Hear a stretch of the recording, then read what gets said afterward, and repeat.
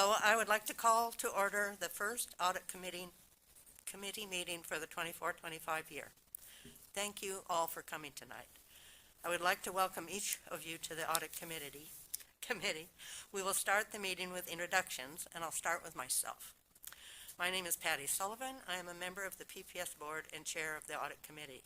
This is the first committee that I have served on as the chair. Last year I was on the audit committee and I learned so much about auditing at PPS from Janice, and I am still learning so much about auditing from Janice. I'm excited for this opportunity to serve as the committee's chair. I want to encourage each of the audit committee members to reach out to me directly if you have thoughts or ideas you would like to see the audit committee discuss this year. Starting with Kara at that end of the table, would everyone please introduce themselves? I'm Kara Bradshaw, Executive Assistant, and I'll take that moment to remind everybody to make sure to hit the green button on your microphone closest to you when you want to talk. Mary Catherine Moore, Internal Performance Auditor. Janice Hansen, Internal Performance Auditor. Jennifer Samuels, I'm a community member. Heidi Wong, board member. Julia Brim Edwards, board member and audit committee member. Hi everybody, Myung Lee, I'm the interim chief financial officer.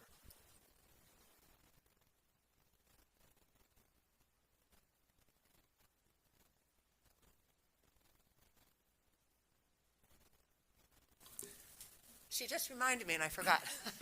Anyway, I'd especially like to thank Caroline, who's not here, but she's on back there, and Jennifer. I understand, Caroline, this is your second appointment to this committee, and Jennifer, I understand it's your first. Is that right?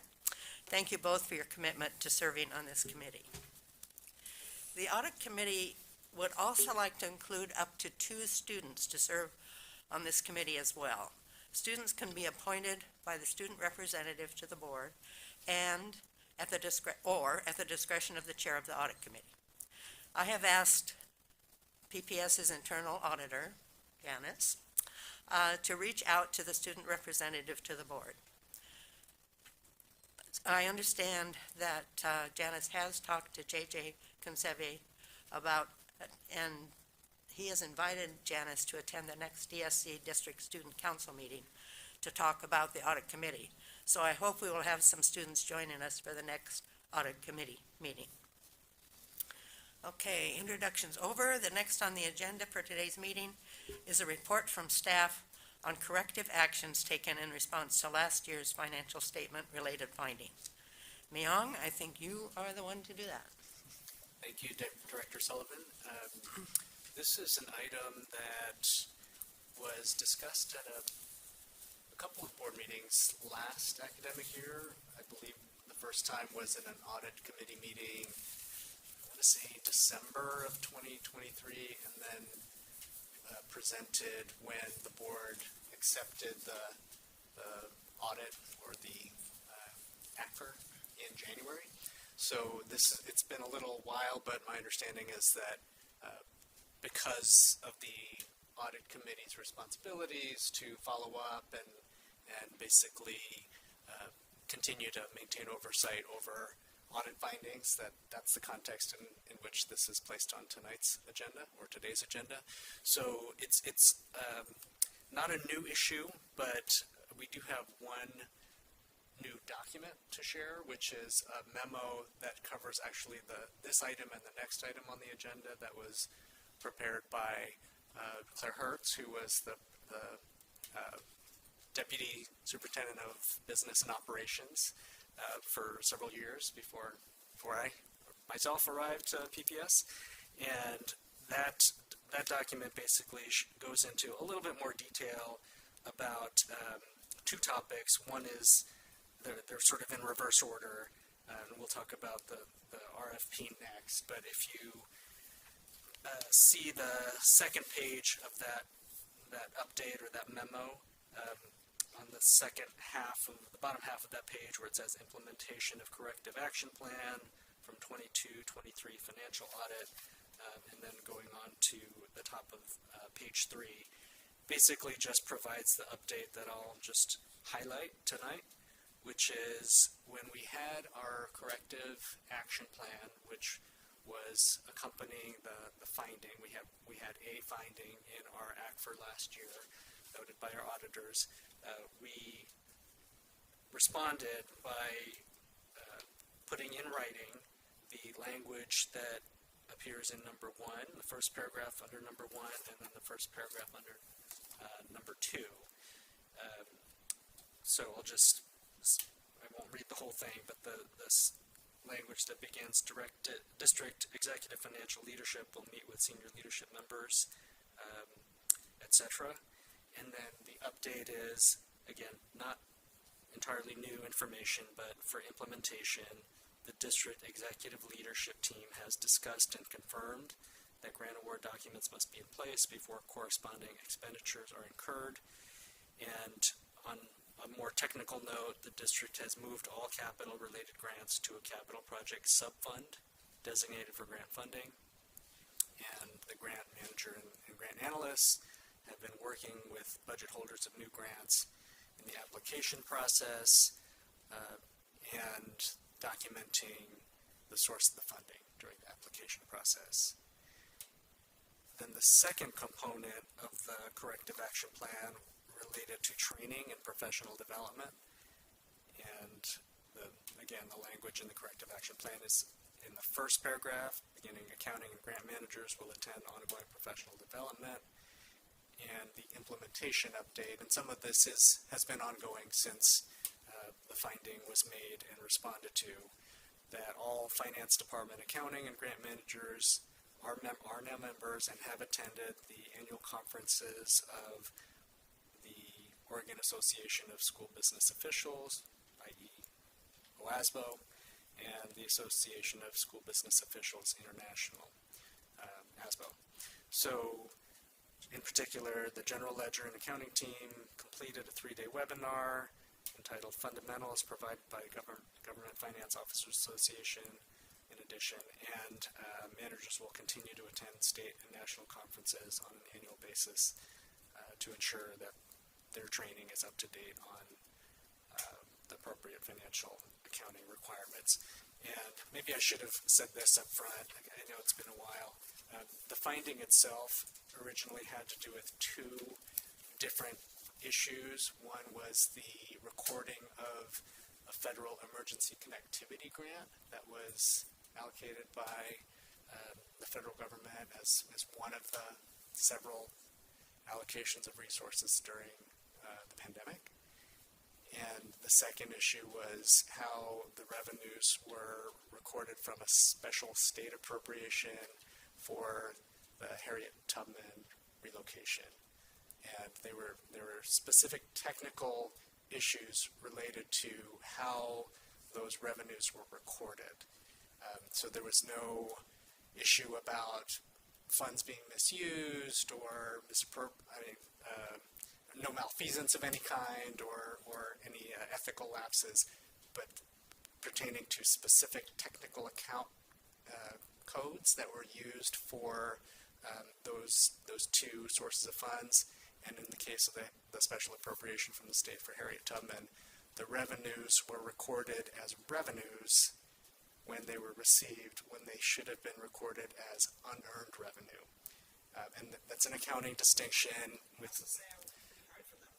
Yes, thank you, Director Brim Edwards. Yes, so not a dime has been misspent, but we needed to modify and amend the way they were recorded and learn from the misrecording in the first place. And so I think we're well on track to avoid any similar issues in the future. So with that, I'll pause and see if anybody has questions. Audit committee members, do you have any questions or comments you'd like to make before we go on?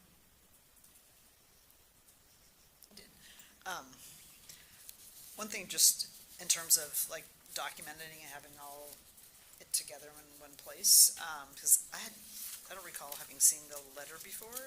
It sounds like, it looks like we had discussed at a board meeting, I don't recall seeing the letter from Superintendent Guerrero or the board chair Hollings. And I'm wondering if just in the plan of action, in whatever our response to sort of memorialize for the rest of time, if we've done the work, that we put dates in of when these things happened.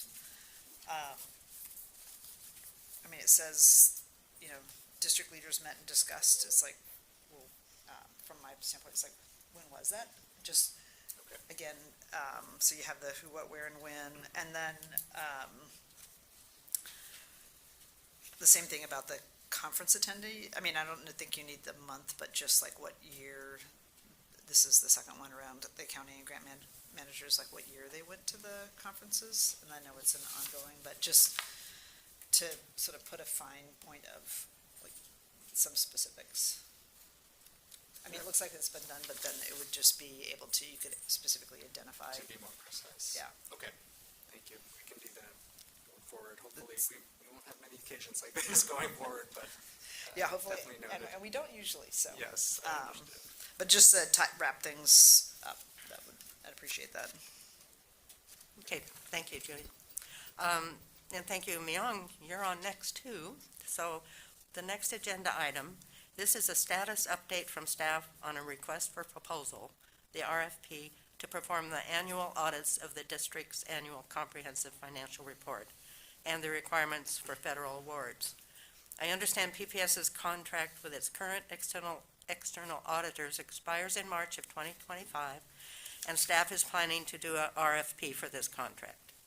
One of the primary responsibilities of the audit committee is to recommend external audit contracts to the full board for approval.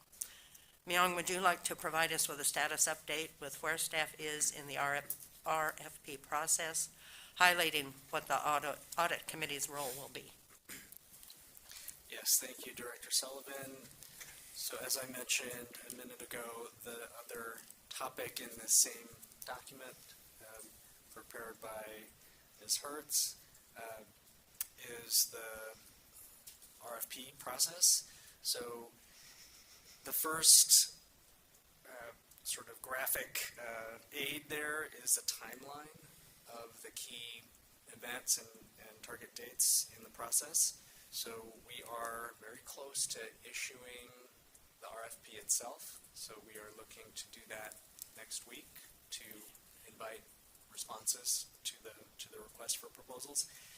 And you can see that there are a few steps before proposals are due, including soliciting or having a window for potential respondents to ask questions or seek clarification, and then submit proposals in early January. The next line says interviews if applicable. I think one of the questions we have is how many respondents. Hopefully there will be multiple qualified, meritorious respondents to the request. And if it's appropriate to schedule interviews, then we would do that. The notice of intent to award, we're targeting January 31st. And the contract start date, as Director Sullivan alluded to, would begin in April of 2025. And the first year of audit services that would be covered by this contract would be the audit for the year that we're in now, 24-25 fiscal year. And those activities in the spring basically represent the first phase, sometimes called pre-audit, doing field work and gathering information about processes and data. And then after the year closes, in terms of the covered period, June 30th of 2025, when all of our entries are getting entered and recorded and squared away, then the auditors come back. And this process has been going on for the 23-24 audit over the last several months. But the covered period would extend multiple years, would cover 5 years of the contract period. And you can see the memo also excerpts the scope of work that's outlined in the RFP. And then on the second page, that continues, and then you see the evaluation criteria. So just in general, the 8 different elements of the proposals that would be scored. So that's an outline of the process, not highlighted in the memo, but to Director Sullivan, your question about the audit committee's role, this I tended to shortly before today's meeting, but I did consult with Ms. Hertz and Emily Cornage, our Director of Purchasing and Contracting, about their best advice about the role, the appropriate role of the audit committee in this process. And certainly we can discuss this. I know there's a lot to discuss today. We have some time to discuss this in a subsequent meeting as well, but just initially, their advice is to have the audit committee occupy a policy role rather than a detailed, deep engagement in reviewing the specific responses, the individual responses leading to the recommendation of a highest scoring vendor, for example, or applicant. So not part of the interview process. That's correct. Yeah. That's correct. But that when we have the scorers complete their work and we have a recommendation, that staff would present the recommendation to the board, including the audit committee, and that would be in writing, and then also there could be a discussion about the recommendation. I should say, though, that under applicable contracting regulations, I'm looking at Liz here too, that the board at that point does not have the choice before the board would be to award or to make no award, rather than to award to a different someone else. respondent. So that's, in a nutshell, that's the recommendations of my colleagues and myself in terms of the role of the audit committee. Okay, I was wondering, Julia, do you remember, because I know you've been on the audit committee before, do you remember about hiring? I'm trying, I can't remember here, I can't remember here, but I will say I'm on the Oregon State University Executive and Audit Committee, and in fact, we just went through this process 2 years ago, like a very extensive getting a new, we made a decision, not for any bad reason, but just to change auditors, because we'd had the same auditor for a long point of time, and myself and one other committee member were on the scoring panel. I guess I'm concerned that that's not arm's length, then we have the people scoring who actually are the ones who are also being the ones audited. So my preference would be to, and I think it would be awkward to redo it if the board didn't agree. And also probably not a very good use of time. I mean, I would suggest some sort of hybrid scoring committee. May I make a comment that I should have mentioned before, and it just slipped my mind, but your comment, Director Brim-Edwards, has reminded me of this. So as part of my brief conversation or interaction with Ms. Hertz and Director Kortnich, we did, for what it's worth, we did also contemplate including Ms. Hanson in this process. I don't know how we can talk later about how you feel about that, if you'd like, Janice. But that was something that was brought up, and then Ms. Kortnich also mentioned that, and this was her recollection, that on a previous occasion, I don't know if this was exactly the last time that an independent auditor was selected for PPS for a similar scope of work or comparable scope of work, but she did recall that a community member to the audit committee participated in the scoring or in reviewing the applications or the responses and scoring them. So that, just for reference. Who's actually, because I would have been on the board at the time. So I think it was actually the community member who was actually an auditor.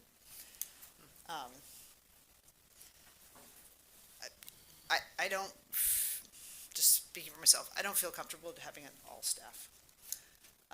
Again, because I think just the perception is that you want to create the arm's length relationship between really it's staff work that's being audited, not the boards.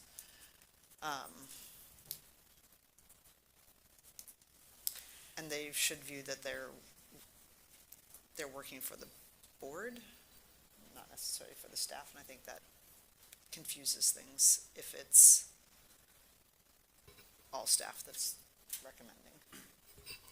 Just, Yeah, well, we are talking about what our role is, so I guess we need to do a little more discussion on that. Maybe, I don't know who to talk with. I guess you and Janice? Sure. Later, find out, and kind of the board. do you have a? Yeah, Jennifer might have.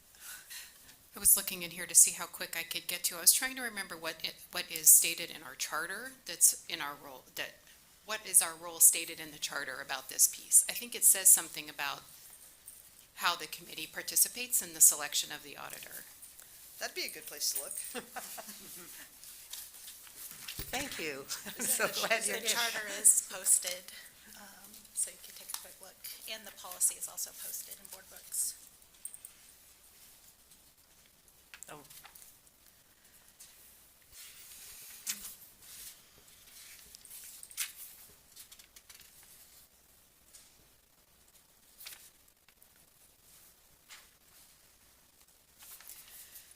It's not in the policy.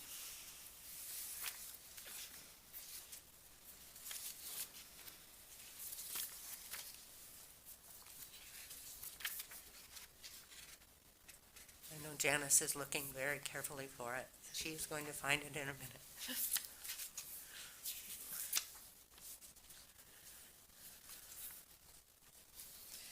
It doesn't appear to be in either the policy or the charter.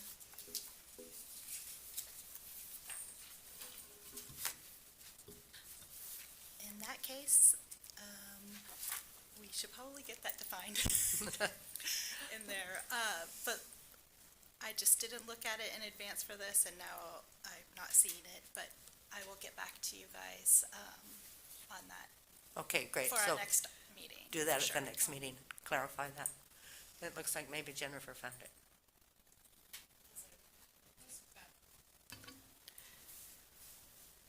Recommends external auditors to the board and provides ongoing oversight of audits performed by external auditors. So it's pretty clear. So recommends, who recommends? The Audit committee recommends. audit board. committee you like to hear the recommends rest to of the it? board?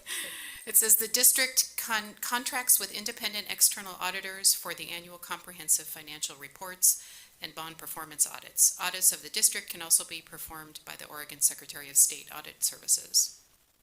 Some of the committee's oversight responsibilities for external auditors include make recommendation to the board related to the contracting of external auditors, obtaining status updates from external audits while audits are being performed, receiving the presentation, reviewing the results, presentation of the audit reports. I abridged some of the rest of that. So it doesn't entirely say where we are in the selection process, but I would jump to that we need to have enough information to make an informed recommendation if that's our role. Okay, thank you. And as you said, more of a policy role, but we'll clarify that at the next meeting. Thank you. So I have a question. How long has Talbot been our auditor? I believe it's been 7 years, but I can verify that. Janice, I'm not sure if that's I think it's between 10 to 15 years. As far back as I looked it was all them. So that would be one thing I would also be interested in knowing, and, just, it's good practice. I mean, there's a lot of people who can do this type of audits, to have a fresh set of eyes and also, again, continue to have an independent relationship. Sometimes just over time, relationships, become, less arm's length. The other thing is, a question I would have, and this is maybe for Emily about the contracting, but if Talbot were to, again, put in something in there, be an applicant, that I'd want to know how long their lead for PPS has been in that role. Again, it's sort of best practice to switch those out periodically. Again, you get a fresh set of eyes, and also not establish relationships that may not create sort of that arm's length independence there. So that would be the other question I'd have about Talbot if they were an applicant. Yes, and I happen to know the answer to that question, which is for that same, based on that same rationale and best practice, they did switch lead partners on the engagement last year. Okay. So because the firm has served in this capacity for a fairly long time, they did make that assignment change. So the lead partner has been substituted, and they're in their second year on the process for the 23-24 audit now. So I believe that's covering that best practice for this year's audit, and then next year we don't know what the outcome of the selection process would be, but in the hypothetical that they were to continue, then I believe that change in the assignment of the individual would continue to be valid, for at least for the time being. And I apologize. When I was thinking of 7 years, I realized what I was reaching for was not how long this firm has been our auditor, but the last time we engaged in an RFP process. And I'll verify that as well, but that's my somewhat fuzzy. Actually, if we could do that, because I'm sure Emily can pull, like, who was on that committee. And Yes. if it was 7 years ago, so I was here, so refresh my memory. Yes, we'll get that. We'll track that down. Okay, thank you. I think we know where we're going for this, so Where are we going? we're going for more information. Okay. Okay. I very much would, want to get more information about what we did before, but also just like best practice. Again, I think the auditor should view that they're working for the board versus for staff. Right, and find out what our role actually should be in hiring, since obviously we're probably not as knowledgeable about auditing as some others. Okay, thank you, Myung. Thanks for the update. We're going to go to the next agenda item, which is overview of the Office of Internal Performance Audit. Another primary responsibility of the Audit Committee is to provide oversight and support for the Office of Internal Performance. Janice, would you like to provide us with the overview of the Office of Internal Performance, which I know you have very well set up? Yes, okay, so I prepared a presentation and I printed it for you guys, but we also have it posted online. So it's the overview of the Office of Internal Performance Audit. And of course, as soon as Jennifer sat down, she noticed that it says 2022 and not 2024 for today's date. So I apologize, that should be today's date as in 2024. Okay, so for this, the couple things we're going to talk about is we're going to introduce the internal performance audit team.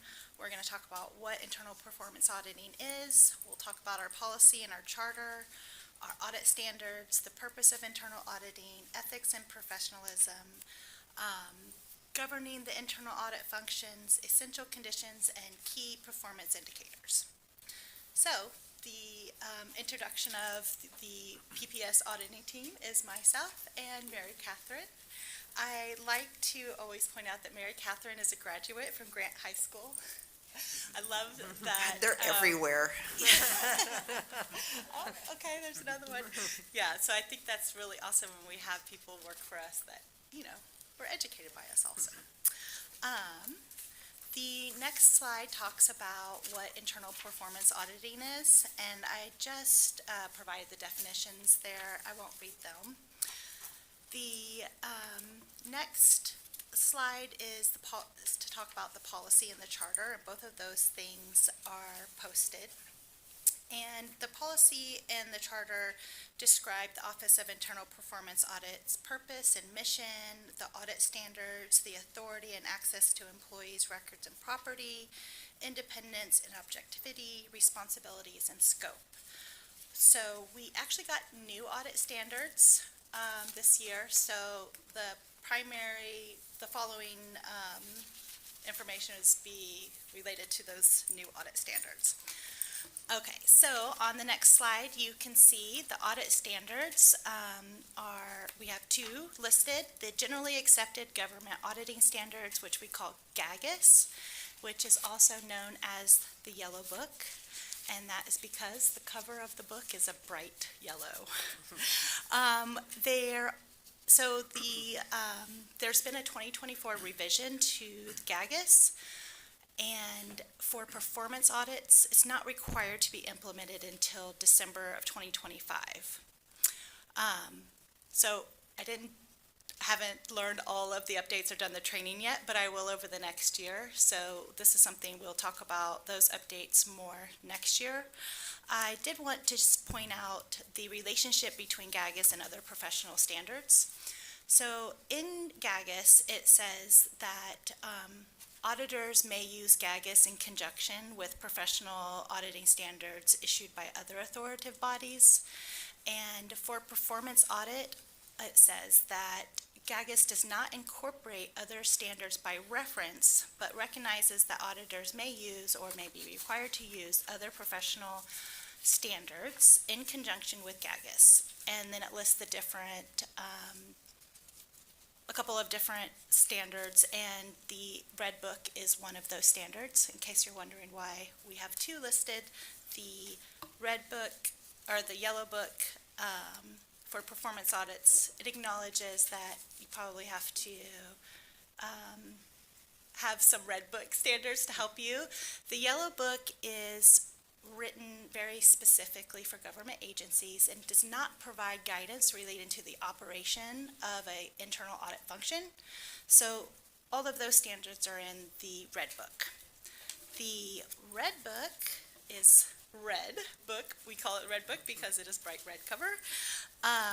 The most recent update was published in January of 2024 and is required implementation by January 2025. So if you flip to the next page, the Red Book update, there are a few updates that I wanted just to go over with you. The purpose of internal auditing, the ethics and professionalism, and governing the internal audit function and required communications. So for the next slide, we have the purpose of internal auditing. I recently went to a conference and someone from the IIA Institute of Internal Auditing was there and gave us some training on the new standards, and she was really awesome and super excited. And I was like, oh my goodness, she's excited about this stuff as I am. She was really great. But basically she said they really wanted to have an elevator pitch, like right in our audit standards, that internal auditors could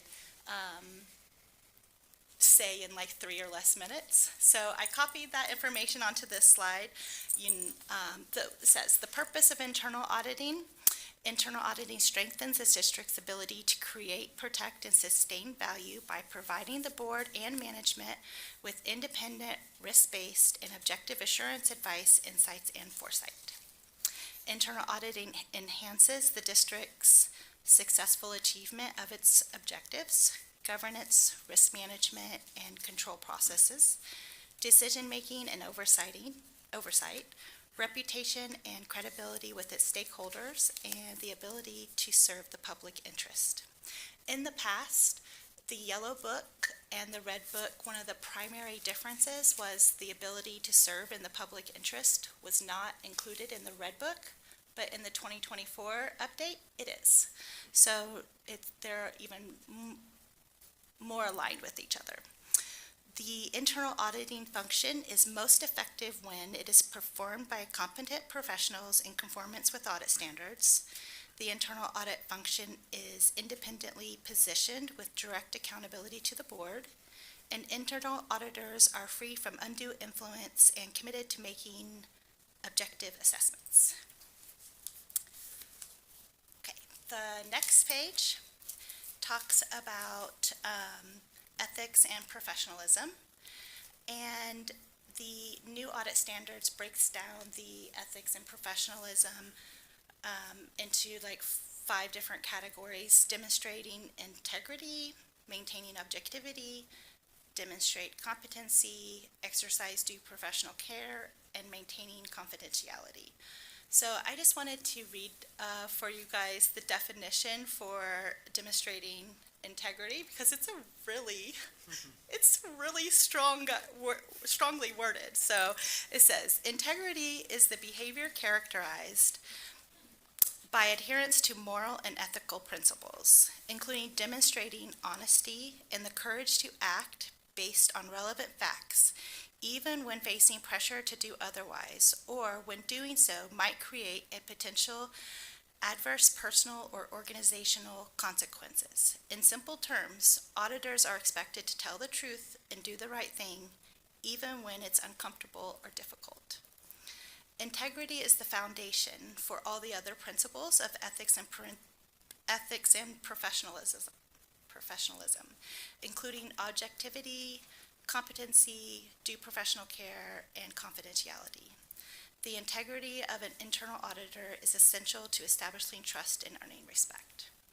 So, I know a lot of everybody oftentimes signs ethical standards, and auditors are held to a very high ethical standard, and I just wanted to read that so you can kind of have an idea of how strict the guidance is related to integrity.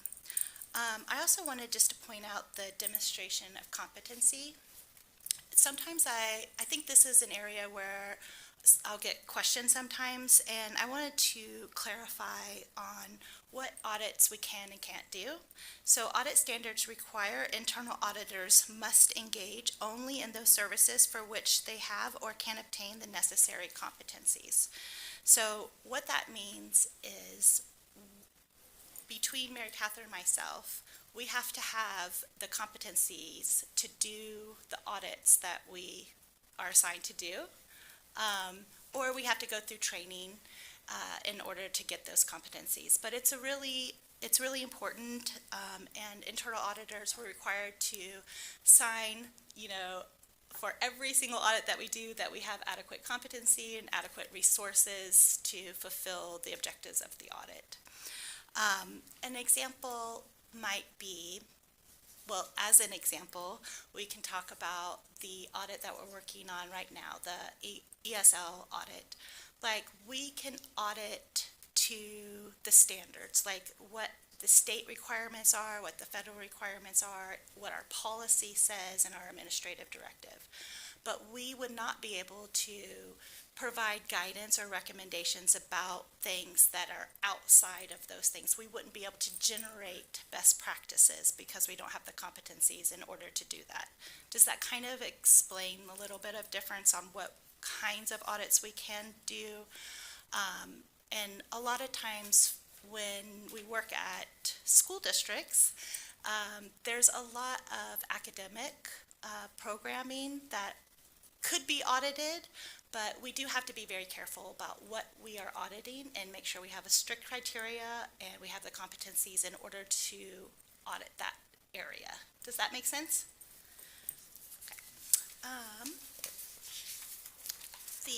Yes, and I really appreciate your spelling that out, Okay, because that was important to me in some of the discussions we've had, yeah, and it really clarifies a lot, thank so you. thank you. Yeah, so if you come up with a great audit idea, it's possible we may not have the competencies in order to do it, and we would have to just say that. And a way in which we would go about that, say we don't have it, either we can find a training to go to or potentially contract out with another auditing firm who does have those expertise. All right, the next slide talks about governing the internal audit function, and this is the required communications part. So in the audit standard, it says auditors must discuss governing the internal audit function with the board and senior management, and the discussion should focus on the purpose of internal auditing, which is why I did a whole slide for that, and then the essential conditions, and there's 9 of those, and potential impacts on the effectiveness of internal audit function if the board or senior management does not provide the support outlined in the essential conditions. So I created an essential conditions document as a separate attachment that I printed for each of you. And I pulled these essential conditions directly from the audit standards, which is in a PDF. And when I copied and pasted it, it messed up the format. And I noticed that there's a couple places where there's some typos. It deleted IT in a couple of places, and I thought I caught them all and did find and search, but I'll show you that when we get there. All right. So for the first one the first essential condition is related to the internal audit mandate, and so we're just going to talk about the board responsibilities. So the board responsibility is to discuss with the chief audit executive and senior management the appropriate authority, roles, responsibilities of the internal audit function. And the second one is to improve the internal audit charter, which includes the internal audit mandate and the scope and types of internal audit services. So we already have our internal audit charter approved, so thank you for doing that. So there's really nothing in this specific category that requires immediate attention from the audit committee. Just going over them because this required to do so. So for the second essential condition is related to the internal audit charter. And you can see in that first bullet point, the word auditing has the IT or TI pulled out. So I'm really sorry. I thought I caught all those, but I see it now. For this, the essential conditions for the board is to discuss with the chief audit executive and senior management other topics that should be included into the internal audit charter to enable an effective internal audit function. So based off today's discussion, there might be a need to do a little tweak to the charter to talk about the internal or the audit committee's roles and responsibilities related to contracting. So I'm making a note for that. The other thing is to approve the internal audit charter, which you guys have already done. Review the internal audit charter and the chief audit executive to consider changes affecting the organization, such as employment of a new chief audit executive or changes in the type, severity, or interdependencies of risk to the organization. So we don't have anything significant to talk about in relationship to this one. All right, the next essential condition is related to board and senior management support. So the essential condition for the board is to champion internal audit function to enable it to fulfill its purpose of internal auditing and pursue its strategy and objectives. The second item is to work with senior management to enable the internal audit function's unrestricted access to data, records, information, personnel, and physical properties, another TI missing, sorry about that, necessary to fulfill the internal audit mandate. to support the chief audit executive through regular direct communications. And then there's a couple of ways in which we can demonstrate that support that are listed there. So for now, I don't see anything in this category that requires immediate attention, just going over them with you. The next essential condition is related to organizational independence. And for the board, the essential So conditions. Janice, one thing I had about, there's some things in here that has the board meeting periodically with the chief audit executive without senior management, and given that we're a public body, we could never do that, so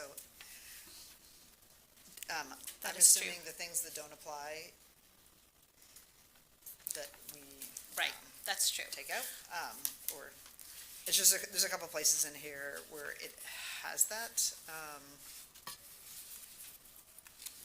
that just, Totally. And we are a government agency, so we're required to do our work in the public and have Open Public Meeting Act requirements as well. So in a situation like that, where one of the ways in which you could demonstrate the support is to meet periodically with the chief audit executive in sessions without senior management present. The way we can do that now is one-on-one, as opposed to as a full committee. And I do try to make it a point to meet with each one of the board members one-on-one at least once a year. And sometimes I try to get more of your time. But that is a way in which it could be demonstrated, even though that's a way, it serves the same role is by meeting one-on-one as opposed to meeting as the full board without in like an executive session, which is not allowed. It's not an allowable purpose for an executive session. Does Did that answer your question? Yeah. Does that answer it? Okay.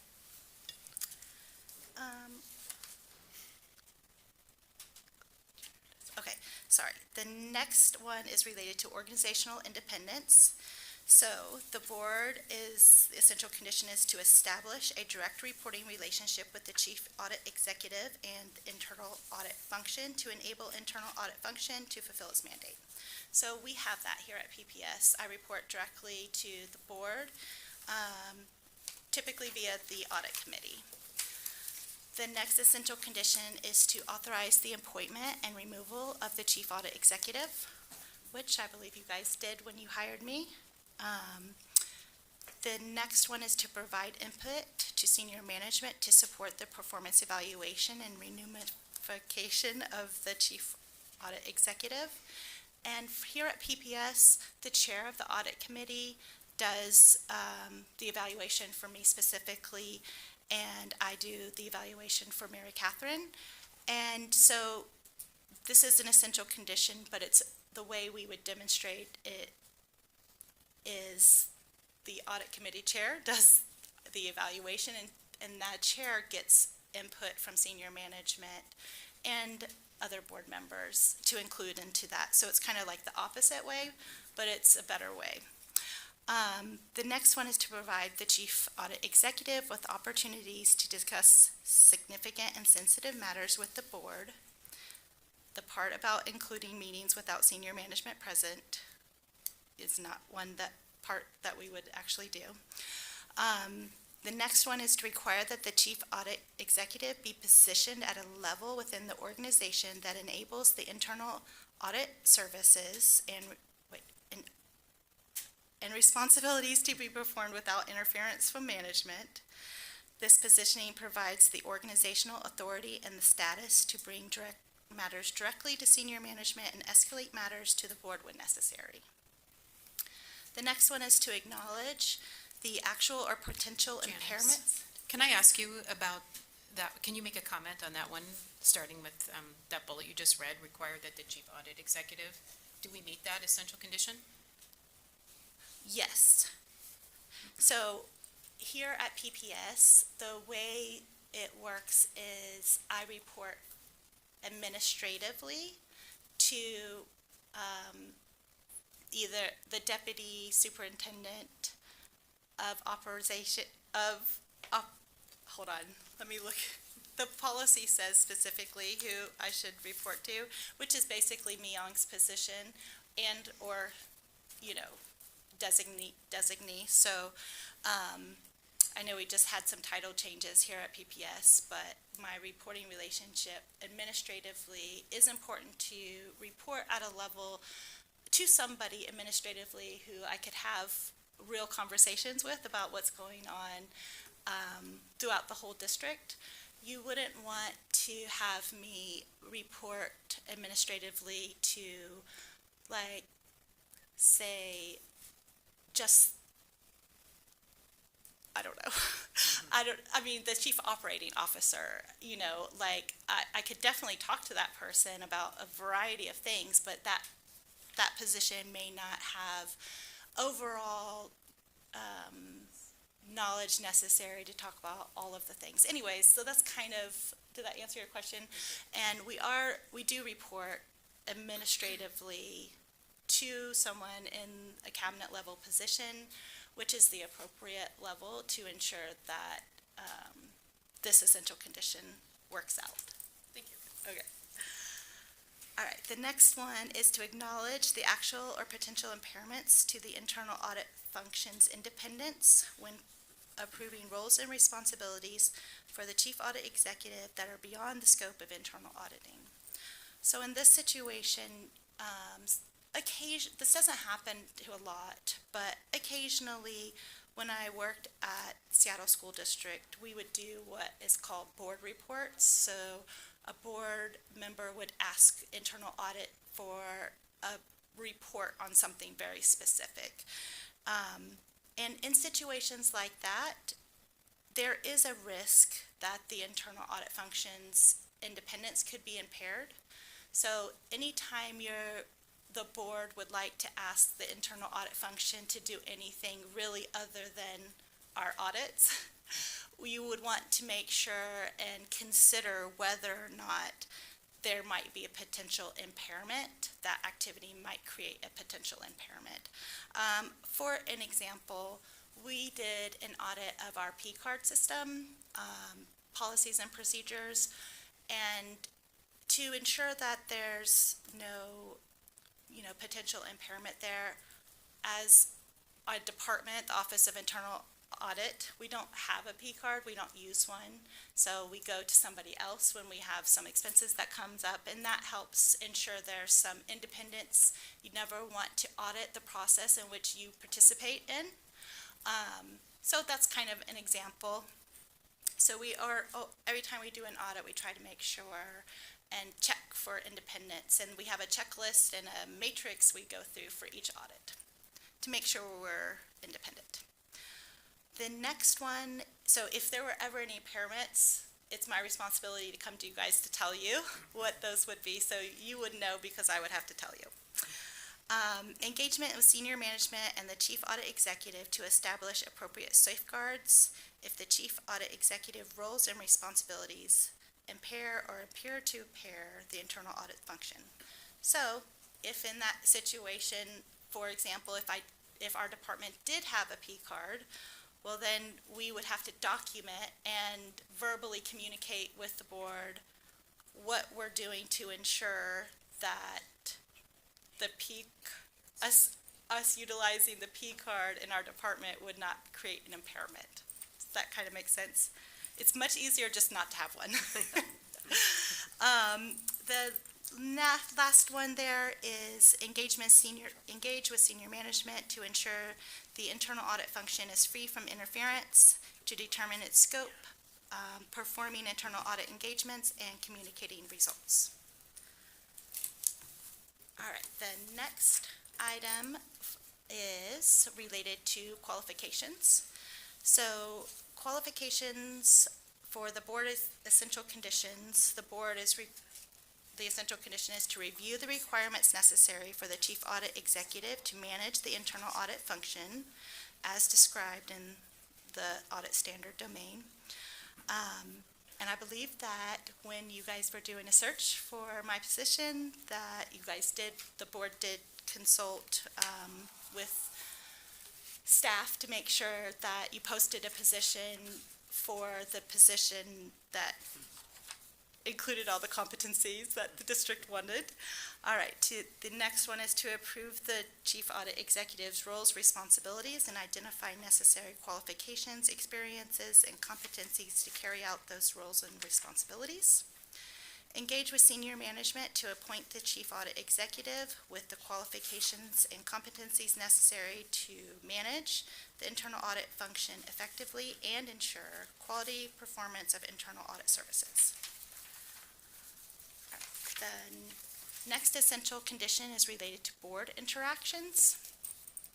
So the essential conditions for the board is to communicate with the chief audit executive to understand how the internal audit function is fulfilling its mandate. Communicate the board's perspective on the organization's strategies, objectives, and risks to assist the chief audit executive with determining internal audit priorities. Another IT missing in priorities, sorry about that. This is an area that I could really use some board interaction with. You know, I do meet with each board member at least once a year, but it would be really helpful for me to hear more about the board's perspective related to the organization's strategies, objectives, and risks. That would really be helpful. So just keep that in mind next time I schedule a meeting with you. I'm going to try to, when I do schedule those annual check-ins, I'll be a little bit more specific, and when I request the meeting, what kinds of information I'll be looking for. So I'll be more detailed to help encourage that communication to be a little bit more robust. Although everybody is really forthright with me and has meetings and everything, so it's great. But that is an area that as we mature as an internal audit function, we want to mature some of the conversations that we have as well with board members. So that would be part of that maturity. So the next item is to set expectations for the chief audit executive for the frequency for which the board wants to receive communications from the chief audit executive, the criteria for determining which issues should be escalated to the board, such as significant risks that exceed the board's risk tolerance. So risk tolerance is something that I have not discussed with the board, but the new audit standards give me a very good overview of what that conversation should be like. So that is a conversation that we will be talking about in during this year in one of our audit committee meetings. I'm not prepared to talk about it tonight, but that is part of a maturing internal audit function where we actually start drilling into risk tolerance and what that is. So we can talk about that in a future meeting. The process for escalating matters of importance to the board. To gain an understanding of the effectiveness of the organization's governance, risk management, and control processes based off the results of internal audit engagements and discussions with senior management. And the last one there is to discuss with the chief audit executive disagreements with senior management or other stakeholders and provide support as necessary to enable the chief audit executive to perform the responsibilities outlined in the internal audit mandate. It's a lot. I really do like the essential conditions though, because in the past there wasn't anything like this bullet pointed where it just really identified roles and responsibilities. And so I really like this update to the audit standards, although it does require a lot more work, but I really do appreciate them putting together something like this where it gives the bullet points. So a lot of times new audit committee members don't always know what to expect. So in the future, this will be a great way to orient new audit committee members to help them understand what their roles and responsibilities are. The next essential condition is related to resources. So the essential condition is to coordinate with senior management and provide the internal audit function with sufficient resources to fulfill its internal audit mandate and to achieve the internal audit plan. So in February of this year, I'll bring the budget proposal for the Office of Internal Performance Audit to the audit committee and for review and approval. The next one is to discuss with the discuss with the chief audit executive, at least annually, the sufficiency, both in numbers and capabilities, of the internal audit resources to fulfill the internal audit mandate and achieve the internal audit plan. So we will talk about that in relationship to the budget in February. Consider the impact of insufficient resources on the internal audit mandate and plan, and encourage or engage the senior management and the chief audit executive on remedying the situation if resources are determined to be insufficient. So we will have a robust conversation about this essential conditions in February when we talk about the budget. The next essential condition is related to quality. So the board essential conditions are to discuss with the chief audit executive the quality assurance and improvement program. Approve the internal audit function's performance objectives at least annually. Assess effectiveness and efficiency of the internal audit function. Such an assessment includes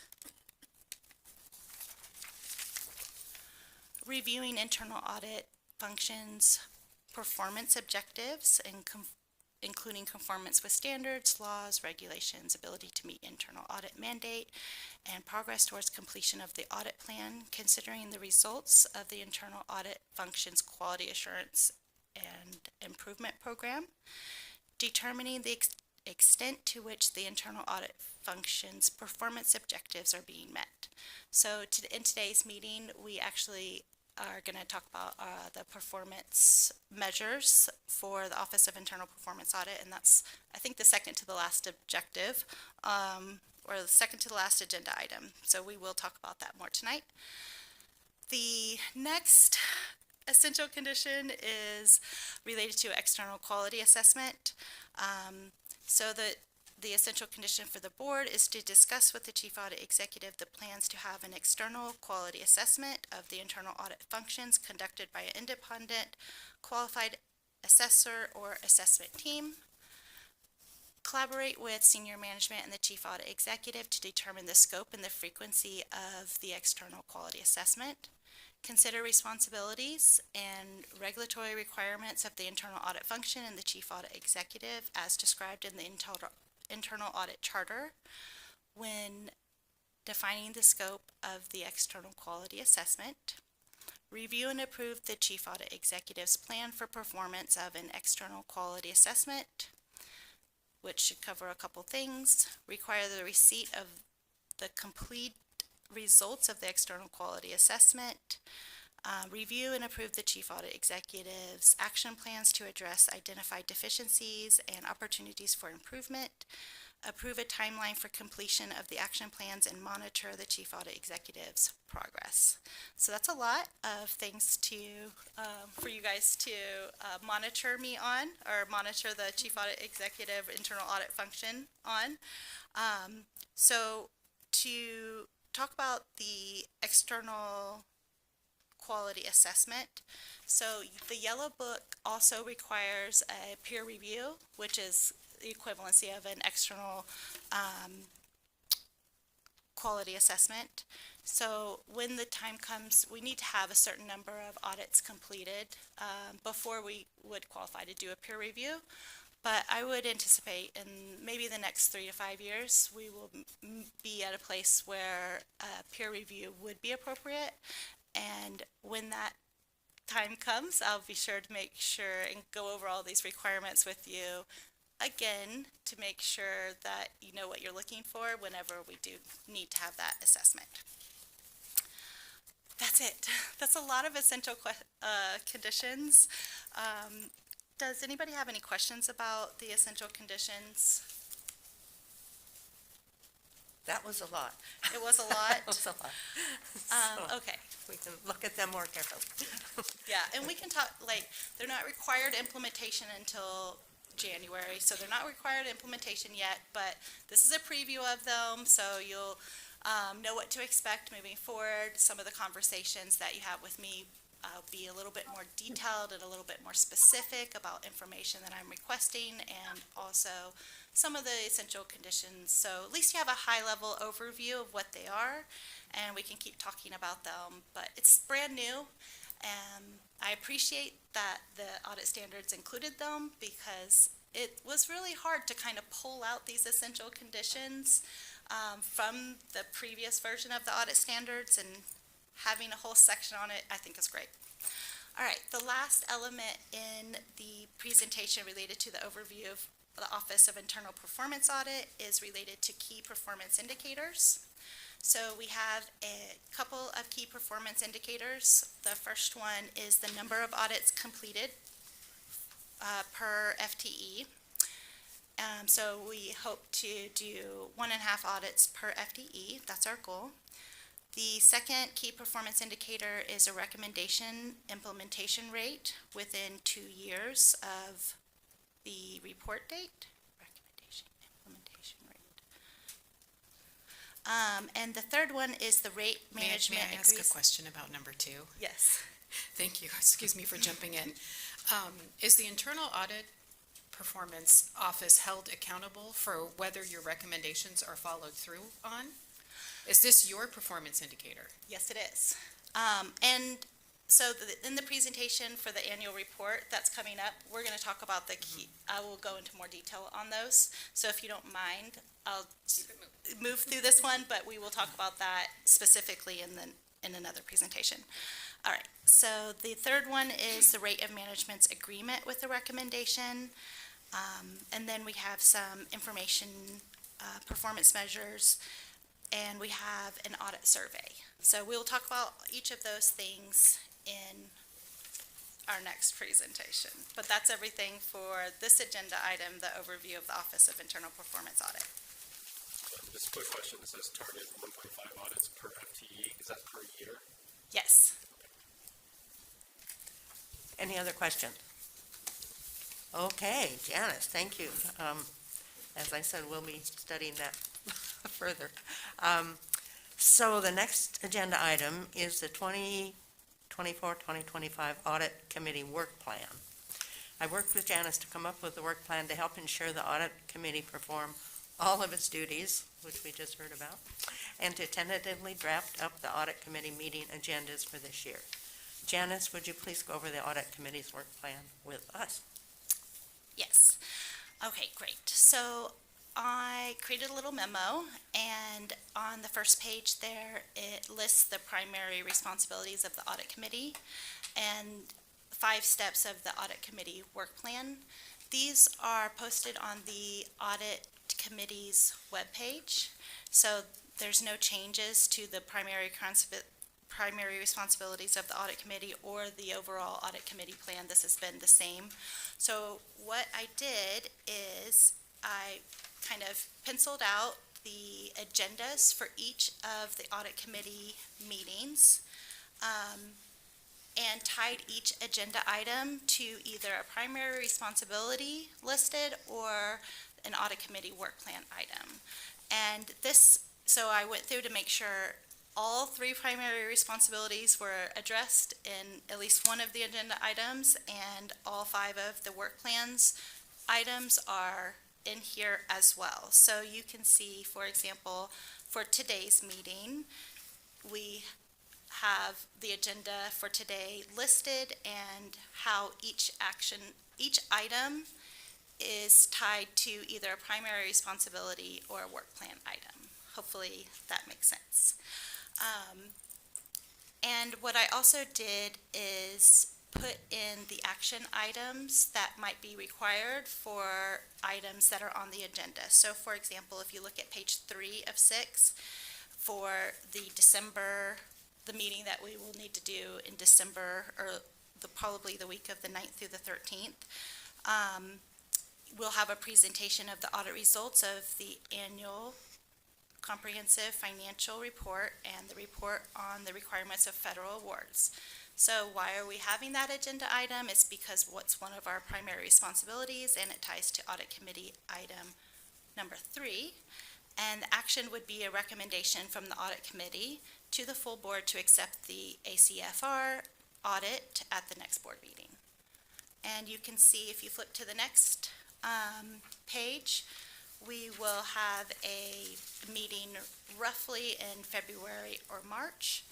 And we potentially will have some action items that we will do in that meeting related to the RFP for the contract. So I'm not sure exactly when this will flow through, but the action item would be a recommendation from the audit committee to the full board to approve the contract for the auditors to perform the annual audit. Does that make sense? Okay. So I would. had just a question, and a suggestion. On the bond, I know we were supposed to have it at this committee. I'm concerned that it's not till February, and we're gonna be in the midst of like our next bond campaign, and generally, either in this committee or in the full board, we should be having discussion about the status of the bond before we refer our next one. So I'm concerned it's in February, which would be, like, we've already referred, and, I think we're gonna need to be able to account for where we are. At least I know we won't have completed all our spend for the 2020 bond, but we will have spent a fair amount, and we'll have to actually, be able to account for that. So I'm concerned about waiting till, I think February is too late. So I'm wondering if we get it on the 9th, and if this committee can't do it earlier, it seems like we should have it at the full board. I don't know if you have an opinion, Leon.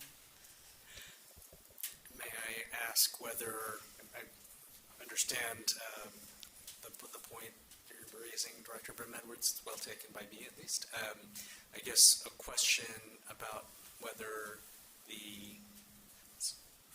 make sure I get my acronym right, the sort of new facilities in SFIOC structure, is that a place where such a discussion could be taken up? Just as another option. It could, however, just looking at the meeting schedule we have so far, I'm thinking that they also are having to like compile the audit. Compile the referral, which will be a whole separate task. I mean, it could, but we don't currently have it scheduled, and I'm just concerned there's not going to be enough time. But also, I feel really strongly we can't move into a referral without being able to tell people where the previous bond. So to clarify, what you're talking about is the status of the implementation of recommendations made by our bond external auditors. So each year, the bond external auditors issues a report to PPS, and included in there are recommendations.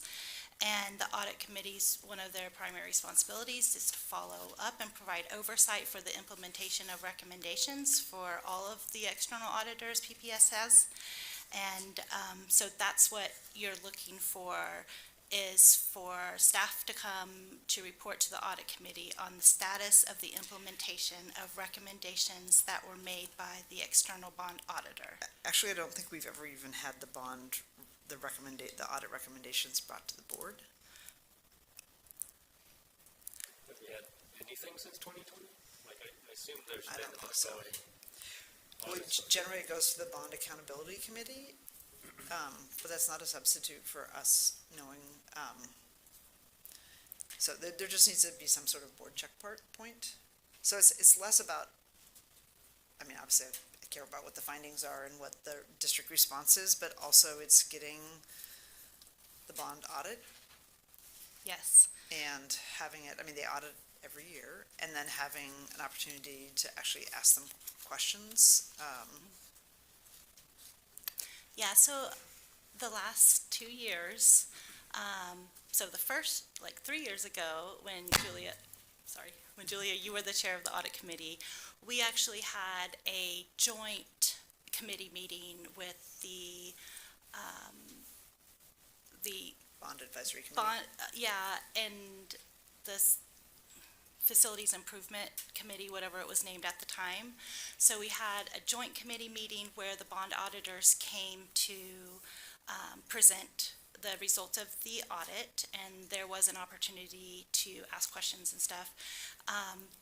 But that is, we haven't done it in the last couple of years. I did check online before this meeting to see when the bond auditors typically issue their audit report, and it's not the same month every year, so it's a little bit harder for me to track, but I do try to pay attention to when their audit is completed and when it's ready. So I will be more attentive to making sure that that gets brought to the audit committee. Yeah, and we wanted to have this now, but it just sounded like they couldn't get it together.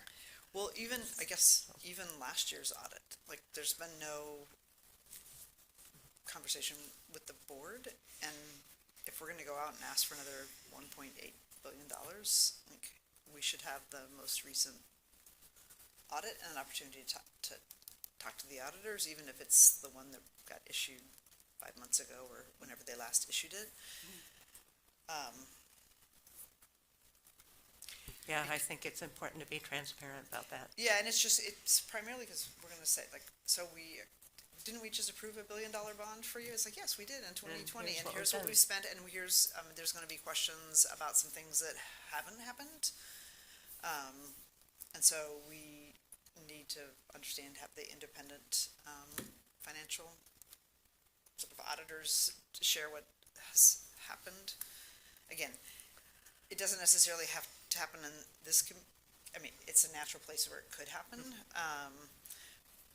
But since I'm seeing it on, and actually something slightly different for February, I just think that's not a substitute for this other thing happening. How about I do send out some emails and see what we can make happen for our December meeting. It might need to add a little bit of extra time to our December meeting, but if it's really important, I'm sure we could potentially, I can't speak for management. I can at least request and see if we can make the agenda accommodate that additional item. Do you know when we got the last audit from the bond auditors? Off the top of my head, Director Brim Edwards, I do not. I'd have to look that up. But if I can comment on the question of the December versus the February, I don't want to overspeak here either, but the request on the part of the key staff that would be preparing and presenting, at least the staff's role, playing the staff role in that conversation, that their request was not to have the discussion take place as late as February. It was more focused on seeking a little extra time beyond tonight's meeting. Right. So I believe there were some other pressures, or there are some other pressures in terms of the content, as Ms. Hanson said, about how many other items are on the December meeting, but that's not a request that came from our COO or our director of the Office of School Modernization. So they might be okay with December if I would be there's time. optimistic that would work for them. It's just, I know, like, for example, in 2020, it was really important because there'd been that huge, the $100 million miss in 2017.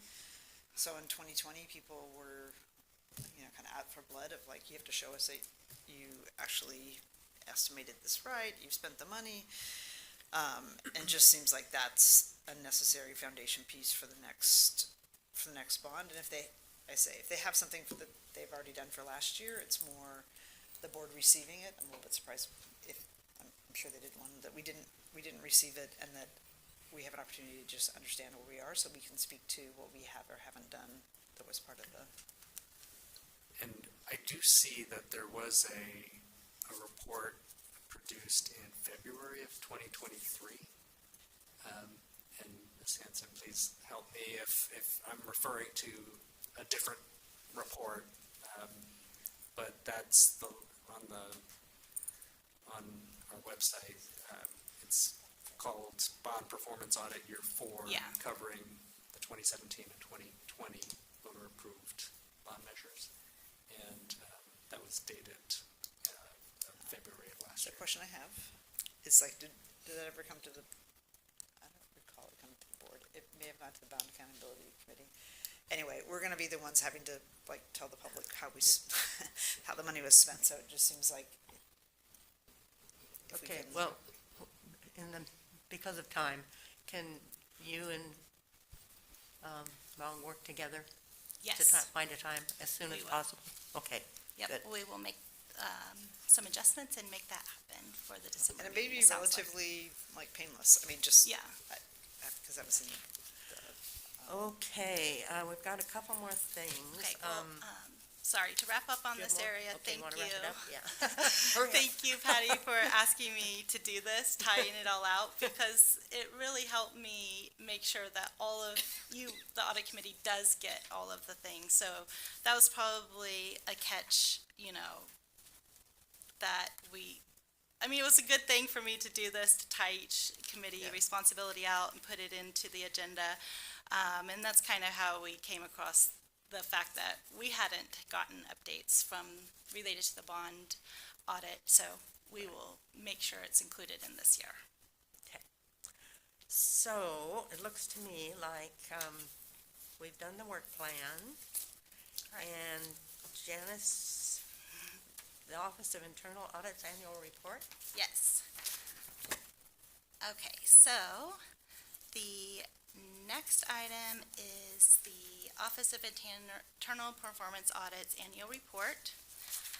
So that is posted. The first page there just talks about the Office of Internal Performance Audit and the audit standards. The next page talks about our performance measures. So we have a couple of performance measures, and this is kind of the annual reporting out on those. So the first one is audits per FTE. So one way to measure efficiency is by looking at the number of audits completed per full-time equivalent employee, so per FTE. Since there's two of us, myself and Mary Catherine, we try to do 3 audits per year. That's our goal. You can see listed there below is the number of audits that we've issued over the last 5 years. And you can see that we haven't met our goal, and that is sad for me. So I really did a deep dive to try to figure out where some of the inefficiencies might be coming from and how we could do better. And what I kind of came up with is in relationship to the initial planning of an audit. So right now, what I do is I ask the audit committee and then the full board to approve an audit topic at a very high level. So I'll say, I would like to do a building security audit. That's one of the ones that's been approved. But I don't go into the specific objectives at the time. And initially, the rationale behind that is because we're usually a year behind. So when we get something approved, it's usually at least a year after, by the time we actually start working on the audit.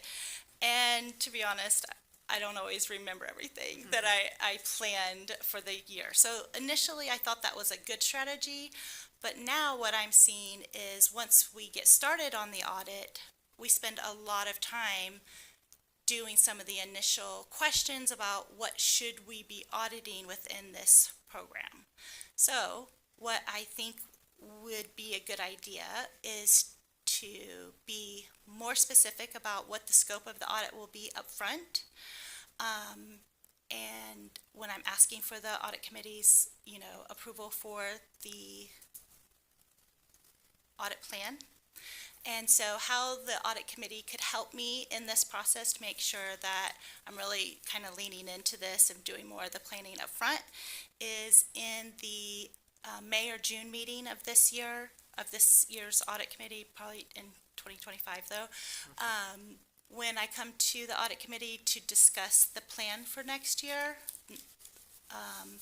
I should be providing you with a lot more information than what the audit plans have been provided in the past. And we can look at what the last year's audit plan is. I attached it as the next document, so you can see what high level. So that's what I've come up with, and it's really important for me to meet the performance expectations that we set. And so that's kind of how I plan to address it, and how the audit committee could help me and make sure and keep me accountable is in that June or May or June meeting, to make sure when I come with the audit plan, I'm more specific about the objectives. All right, the next, Janice, yes. one thing that seems like it would be helpful instead of waiting till June is for you just to pick some milestones, and every quarter you just report on what the milestones are. Because if you get to June and you are, 80% through one audit versus, through 2 audits in a quarter, it's like too late to catch up. Yep. So it seems like having milestones that you're gonna report on quarterly that accomplish the milestones accomplish 3 audits. Yep. And the other suggestion I would have, because just looking back, it's like most years, only 1 audit's been done versus 3 is that, at the very beginning when you're scoping it, if it seems like it's not gonna hit, you have 600 hours for each of these, or at least the first 2, last one's 500, is like rescope to limit the scope. I mean, catch what are the most essential. There's probably some nice to haves, but what are the most essentials, to really try and have a plan that is realistic, that lands the 3 audits this year. I agree with you. All right, so in the December meeting, I'll give you an update on that specifically. I'll work and create a milestone and be sure to include that in our next audit committee meeting. Okay, so the next performance measure is the rate that management agrees with the recommendation. So as you mentioned, Jennifer, about seems odd to evaluate the Office of Internal Performance Audit based off whether or not management agrees or disagrees with a recommendation. But the truth is it is really a gauge of our efficiency and effectiveness, is to convince management to agree with our recommendations based off of the integrity of the report, and the evidence in the report should lead management to agree with the recommendations. And so that's why it is a performance evaluation for us. It's reflective of our ability to communicate the rationale and the understanding behind the recommendations, and to effectively convince management to implement the recommendations. It is hard to be evaluated on something like that when the Office of Internal Performance Audit has no control. Management is free and can and does disagree with recommendations if that's the way they feel. And as for an example, in the last 5 years, we've issued a total of 45 recommendations, and a management agreed with 43 of them, and they disagreed with 2. So that's a 95, plus percent rate, which is really good. I think that, when management is disagreeing with the recommendations, they probably have a very specific reason why.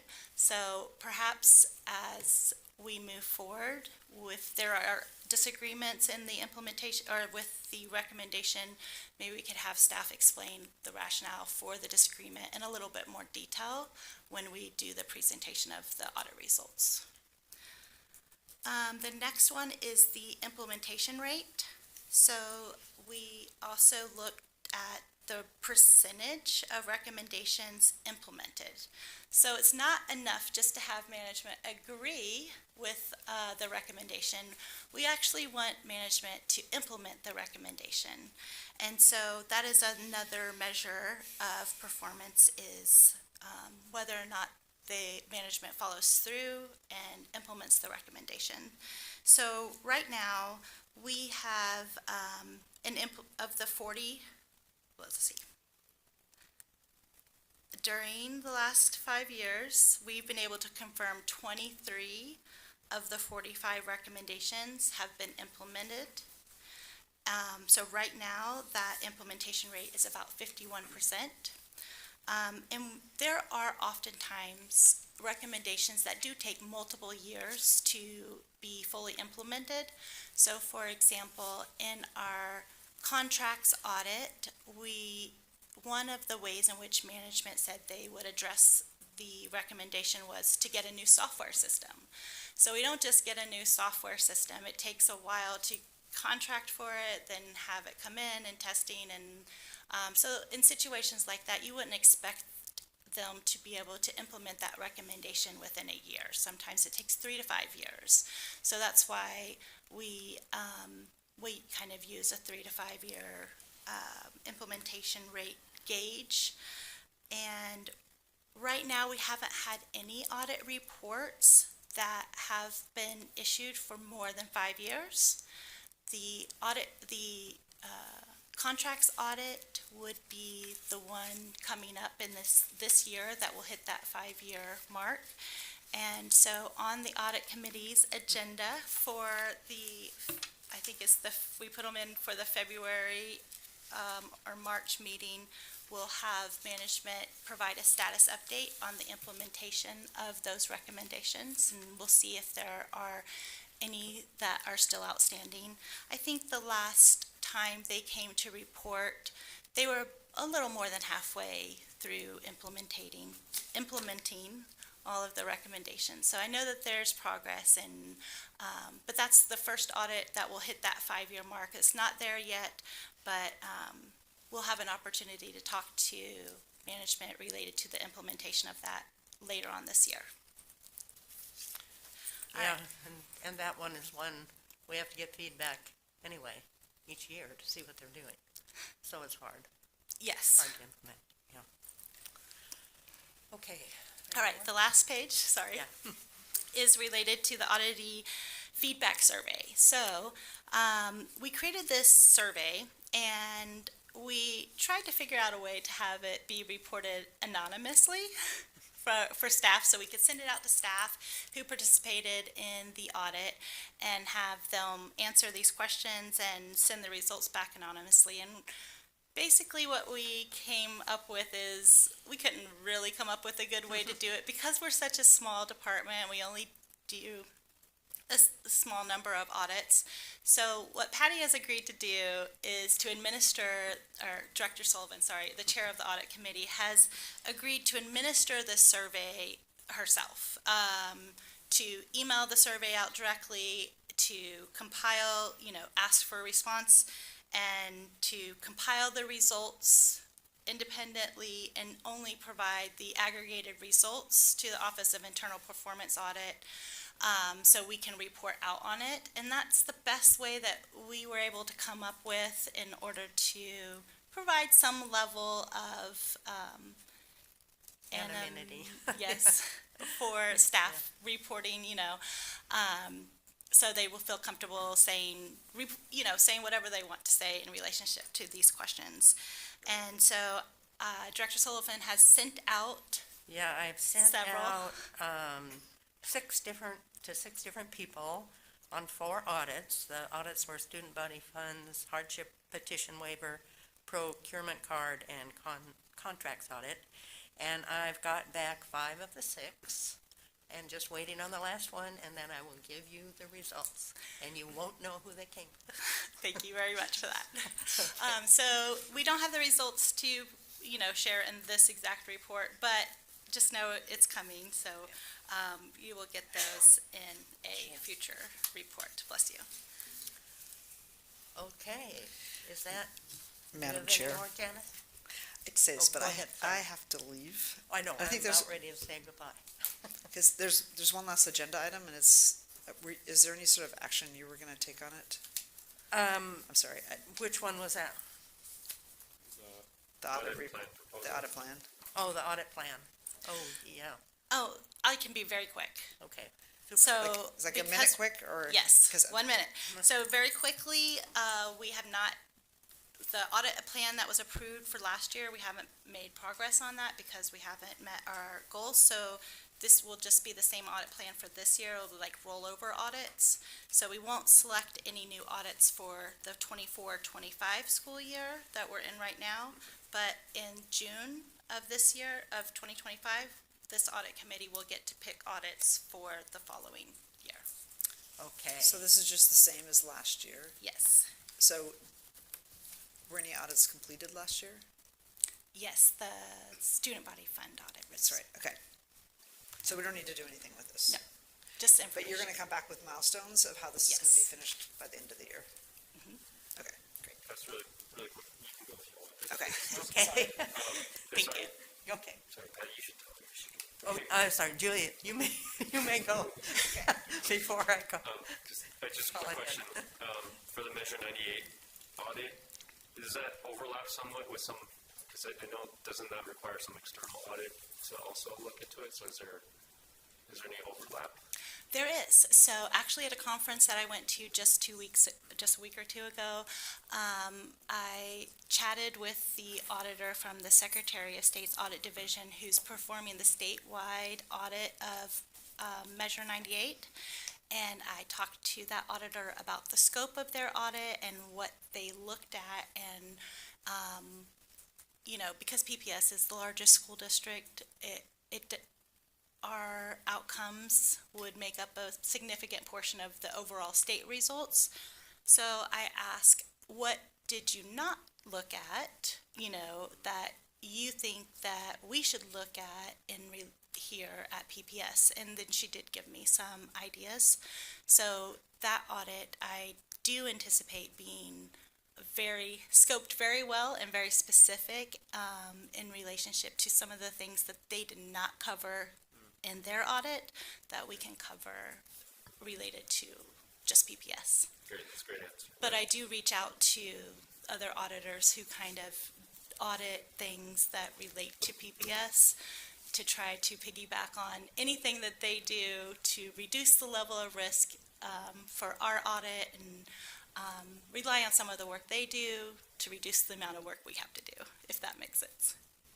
Yes, thank you. In summary, it's supplementing instead of overlapping. Yes. Thank you. Okay. All right, thank you. So we discussed a lot. Janice, thank you so much for everything. So the next meeting of the audit committee will need to be during the week of December 9 to 13. So I think we decided we couldn't have the report the week before that, right? Right. We have to go into the week of 9 to 13. Yes, that's Okay. correct. All right. I'm just sorry because I won't be here. So Eddie's going to have to do it. So I will be working with the board office to get that meeting scheduled as soon as we are able to firm up a date. And it sounds like we have to pretty much get that date from you, right, Mia? When it's going to work?